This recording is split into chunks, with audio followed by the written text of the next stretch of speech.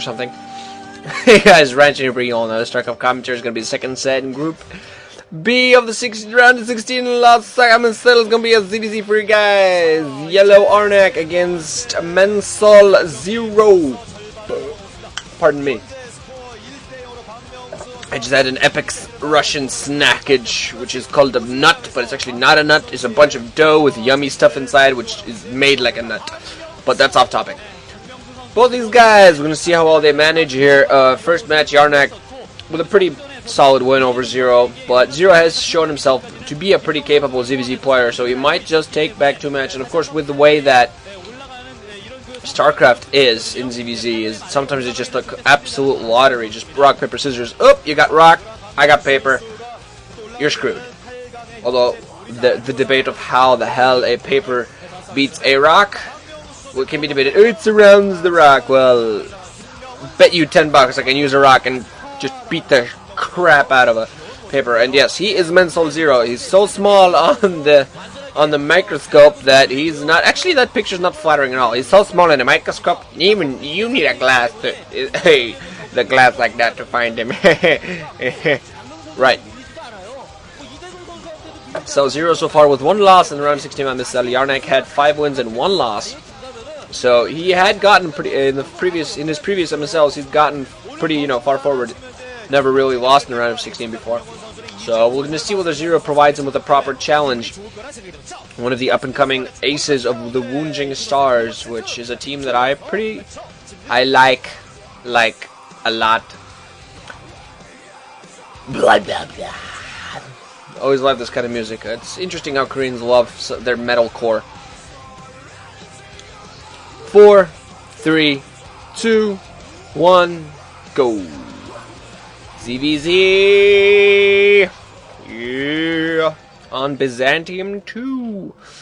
So, all in all, this is going to be, build order is going to be very, very important. We're going to have here is going to be ZerO in yellow, and we're going to have in brown, Yarnc. ZerO at the 5 o'clock, Yarnc at the 1 o'clock. No, 11. ZerO at the 7 o'clock, Yarnc at the 11 o'clock. There, now I got it right. There, damn, I got it right. Awards being set down, what I assume to be the correct location from both players, actually. Interesting enough that Yarnc sends it a kind of an arc as if he's planning on sending it all the way across the map.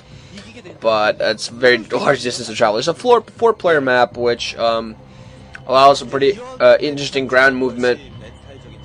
Trying to take your natural would be very dangerous for a zerg here in the ZVZ, because zerg can just run right by, because your main is on lower ground, and with a ramp leading high ground into your natural, will then again which leads down to low ground out in the field.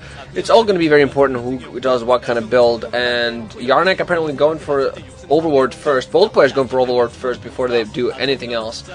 So we could be seeing overpools or 12 pools. Maybe one of the players even go for 12 hatch. This is a match where you can actually put down your hatchet before you put down your spawning pool if you're playing Zerg, if you want to get some production going. Although I still find that a very dangerous build, because you just would have your spars so late. So okay, there's definitely going to be more drones that are coming up. And looking at the poll, more people think that Yarnc is going to win this. And I definitely... No, actually, more people think that ZerO will win this.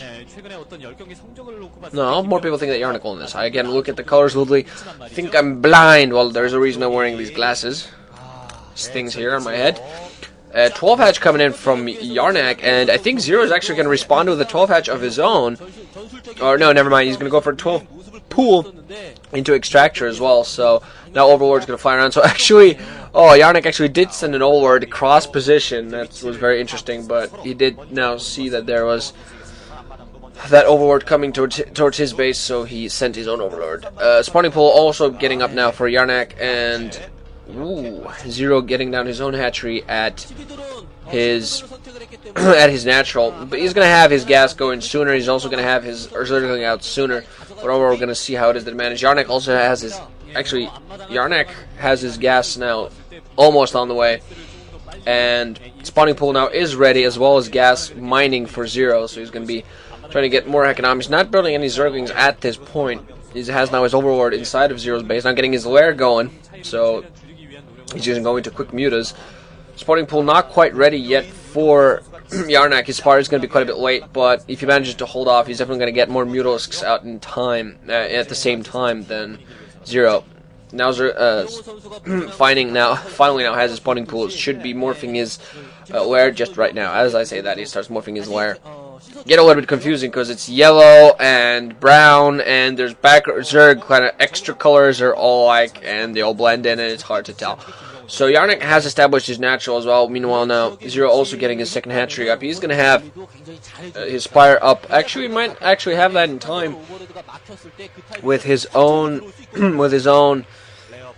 spire.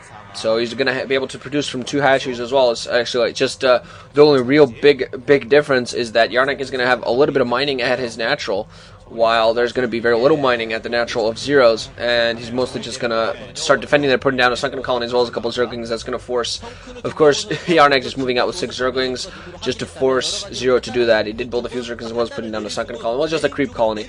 Spire coming up for ZerO at this point. I'm not quite sure if Yarnc has it coming up quite yet. Some drones being produced. We're almost not ready for Yarnc, so he's going to put down a spire as soon as that comes. Still building a few more zerglings.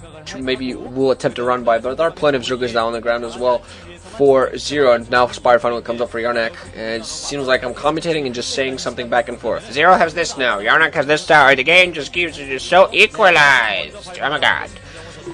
So both players, of course, know what's coming up for both. I'm not actually sure if there's okay, there definitely is an overlord.